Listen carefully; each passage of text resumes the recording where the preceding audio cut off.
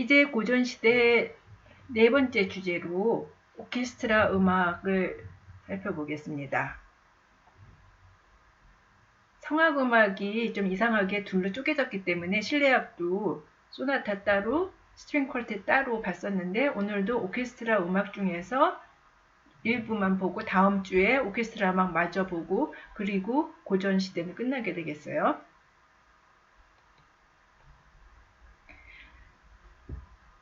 오케스트라 음악 하면은 실내악과 다른 점은 실내악은 주로 한 성부에 한 명 혹은 두 명의 주자가 연주를 한다면은 오케스트라 음악은 한 성부에 이렇게 많은 주자가 연주하는 것을 뜻해요. 지금 보지만 바로크 시대 때도 오케스트라가 있긴 있었는데 제일 눈에 띄는 게 이런 하프시코드 즉 바소 콘티누어 역할을 하는 악기가 있었고 이러한 관악기, 현악기들이 있고 관악기들이 많지 않았는데 비해서 고전 시대에는 악기 수도 늘어났을 뿐 아니라 관악기도 숫자가 늘어나게 되고 타악기, 관악기 클라리넷이라든지 바순 혹은 파got, 홀은, 팀파니 이런 악기들이 이제 늘어나게 되죠. 그리고 몇 개씩 있어요. 두 개씩 기본적으로 두 개의 주자들이 한 파트에 이제 있게 돼서 우리가 그것을 관악기를 기준으로 해서 2관 편성 이렇게 얘기해요. 현대 오케스트라는 보통 4관 편성이에요. 그래서 4성부 현악기 플러스 2개의 두 개씩의 관악기 2관 편성인데 현대 오케스트라는 여기에는 안 나타나 있는데 4관 편성이 이제 기본으로 되어 있어서 그다음 확대됐다고 볼 수가 있는데 하여튼 악기의 편성이 이 고전 시대 때 이제 확립이 되게 되고요.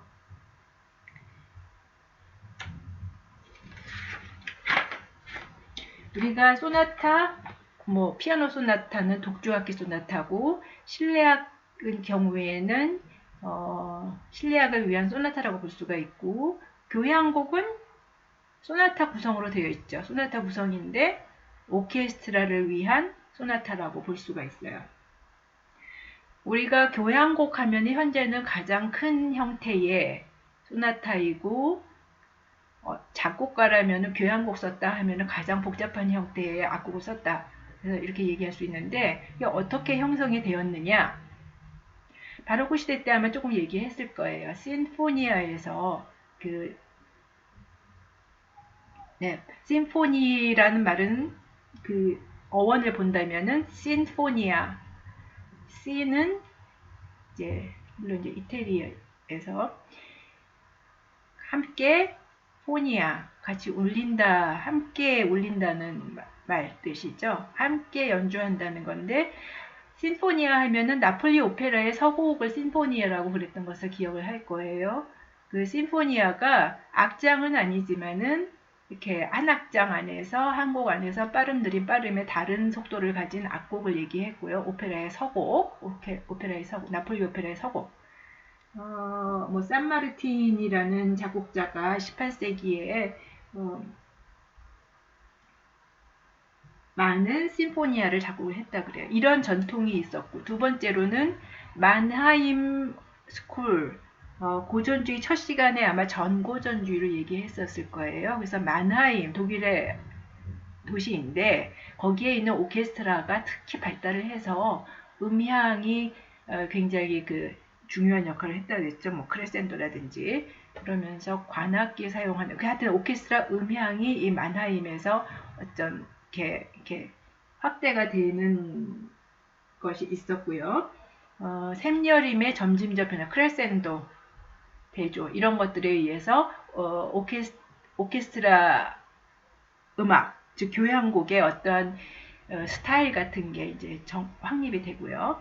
세 번째로는 비엔나에서 이런 것들이 많이 연주가 되고 작곡이 되었어요. 비엔나가 그 당시 유럽의 문화, 예술, 정치의 중심지라 그랬잖아요. 합스부르크 왕가에 의해서 굉장히 넓은 면적의 왕국을 형성하면서 그래서 비엔나에서 심포니가 이제 인기를 끌게 돼요. 그래서 여기 뭐 바겐자일, 몬, 호프만, 디터스도르프 이러한 작곡자들이 엄청나게 많은 교향곡을 작곡을 하게 돼요. 심포니. 이러한 요소들이 합해서 현재 우리가 교향곡, 심포니라고 부르는 장르가 형성되게 됩니다. 이러한 배경에서 이제 교향곡이 고전시대 때 가장 대규모의 중요한 장르에 이제 자리를 차지하게 되는데, 역시 그 기초 역할을 하는 사람은 바로 하이든, 파파 하이든입니다.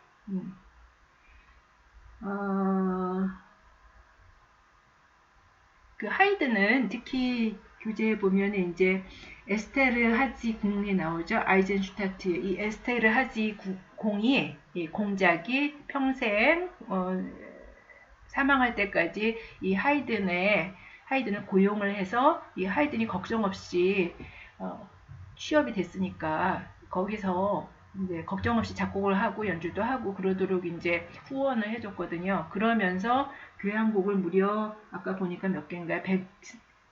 120개 이렇게 쓰게 되는데, 그러면서 그 에스테르 하지 궁에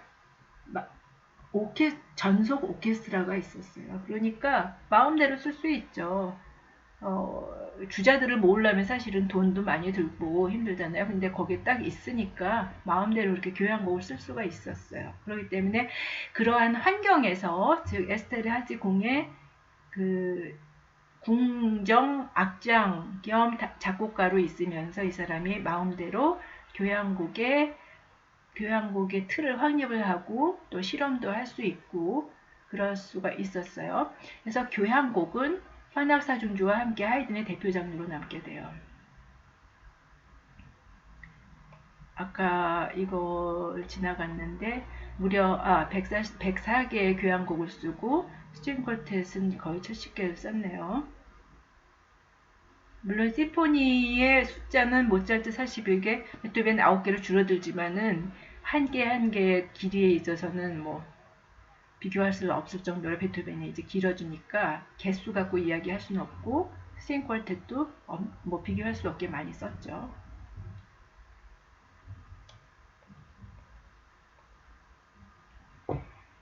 그런데 역시 초기에는 교향곡의 틀을 갖췄다고 할 수가 없고 약간 그 신뢰학적인 요소가 있었는데 1780년대 이후, 아까 그 고전주의 전성기가 1780년대, 그러니까 우리가 보았던 스트링 쿼텟 OP33도 그때 작품이잖아요. 주제 가공 작업이 본격화되면서 고전주의 전성기를 이루었다. 그때부터 이제 중요한 교향곡들이 이제 나오기 시작을 하는데요.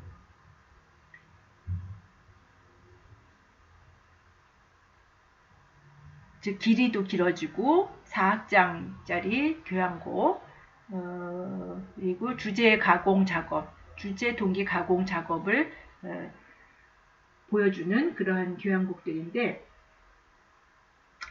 특히 후기에는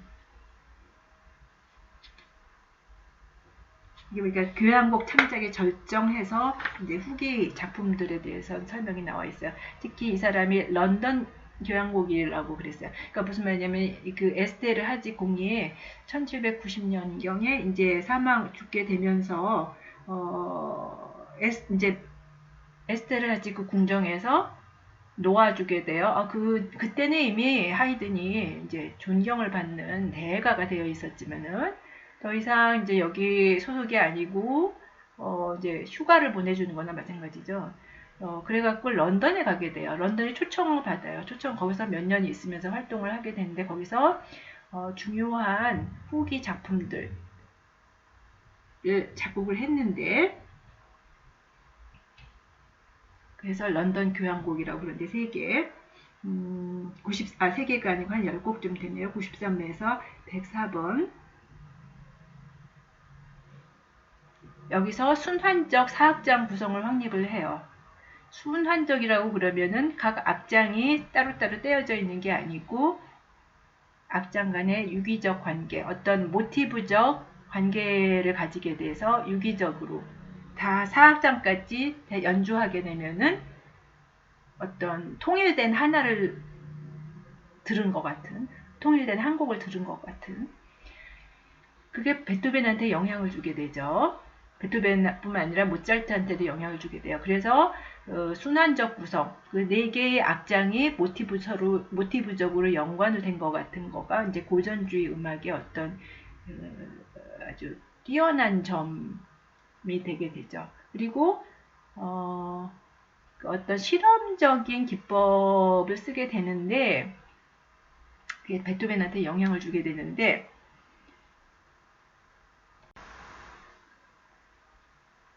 정리해서 얘기하자면은 이 세 가지, 하이든이 특히 중기와 후기 교향곡들에서 확립한 이 원칙들은 고전주의 교향곡 이후에 모차르트와 베토벤의 교향곡은 물론 낭만주의 교향곡에까지 어떤 기틀을 마련하게 돼요. 교향곡의 기틀. 그거는 사악장의 순환적 구성. 사악장이라 그러면은 우리가 소나타의 맨 첫 시간에 얘기했죠. 1악장 빠르고 소나타 형식, 2악장 느리고 서정적이면서 뭐 3부 형식이나 변주 형식, 3악장 미뉴엣의 춤곡 형식이 거기 들어가 있고, 4악장 빠르고 소나타 혹은 론도 형식, 그러한 구성에서 악장 간의 어떤 모티브적인 공통점으로 인해서 유기적인 관계를 강화한 것. 그 다음에 두 번째로는 소나타 형식을 정형화한 것. 이거 계속 얘기했죠. 그 현악사중주를 통해서. 사실 우리가 피아노 소나타를 먼저 얘기했기 때문에 그 베토벤의 실험적인 면을 먼저 얘기하게 됐지만은 연도적으로 보자면은 하이든이 먼저기 때문에 사실은 이게 먼저 얘기됐어야 됐거든요. 우리가 조금 아까 들었었던 현아사중주라든지 교향곡 같은 데서 이러한 구성이라든지 형식 그리고 주제 동기 가공 작업이 확립이 됐었기 때문에 후에 베토벤이 그런 실험을 감행할 수 있었던 거죠. 예, 하여튼간에 소나타 형식이 정형화되고 우리 그 소나타 형식이 어떻게 구성되어 있고 특히 그 중에서도 주제, 동기, 가공 작업 혹은 발전 기법이라고 그러는 이것을 교향곡에서도 이 사람이 확립을 해요. 그래서 이러한 점들로 인해서 하이든의 교향곡은 고전시대의 대표 장르가 되고요. 그 다음에 공공연주회, 즉, 이전에는 뭐 어떤 궁에서 사적인 모임이라든지 그런 궁에서 주로 연주되던 그런 소규모의 음악 형식에서 공공연주회, 연주회장에서 많은 사람들 앞에서 연주하게 되는 그런 모습을 띠게 되는 역할을 하게 되죠. 그런 연주회의 중심 장르가 되게 돼요. 그래서 연주회를 했다 하면은 오케스트라 연주회를 했다 하면은 꼭 교향곡이 들어가야지 제대로 한 것 같은 그런 느낌을 주게 되었다는 거죠. 그래서 하이든이 현악사중주는 물론 교향곡에서도 이러한 기틀을 잡는 역할을 했다는 거, 어떠한 점으로 기틀을 잡게 됐는지 정리해 보기 바랍니다.